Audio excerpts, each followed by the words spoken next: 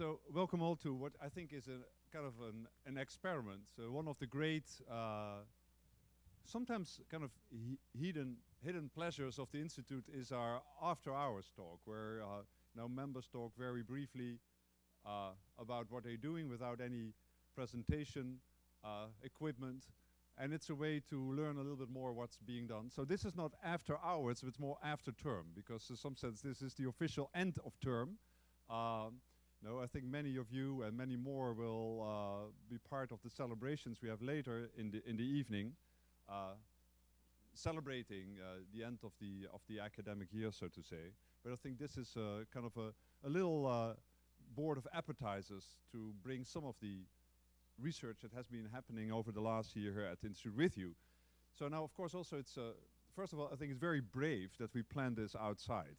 You know, it's in some sense the Institute is a very experimental institution. So although this is not the first time, actually the first time I think we tried to do this was almost 5 years ago when we were celebrating the 19th birthday of Freeman Dyson. And actually we were outside for 3 full days in the beginning of September, a hurricane season. But we did well. And so at that point I baptized the outside lecture hall Dyson Hall. And I said it only lived for 3 days, but then it's resurrected. So we are back in Dyson Hall here. I said it's great to have this opportunity to learn a little bit more from each other. We have actually quite an exciting program. It's a little bit of a beauty pageant in the sense we have presentations from the 4 different schools. The format is rather simple. We have one of our faculty members introduce one of the visiting members who will then have the tremendous challenge to tell something about a very deep subject of research and do that, I say, in less than 20 minutes. I said without any audiovisual aids. And then I think there will be enough opportunity for some questions and interactions with the audience. After that, we'll have tea break, as always, and there is kind of a musical surprise. Notice we're just discussing with some of the musicians, which are all Institute members.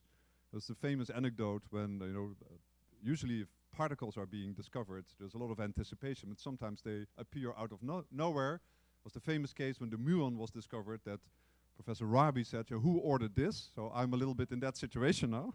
I'm not quite sure what I ordered, but I think it will be terrific. And then after break, we'll come back, those of you who are interested, to have a broad discussion with another 4 Institute members about opportunities and challenges in basic research.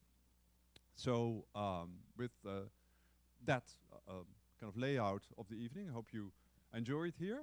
And I want to briefly introduce, I think they will introduce themselves, but so the order you have seen the program will have Clay Cordova and Ed Witten talking about topology.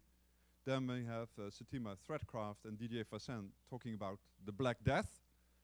Then Ian, Jocelyn, Tom Spencer on liquid crystals. And finally, Kathleen Coleman and Angelos Kaniotis on a child prodigy in ancient Rome.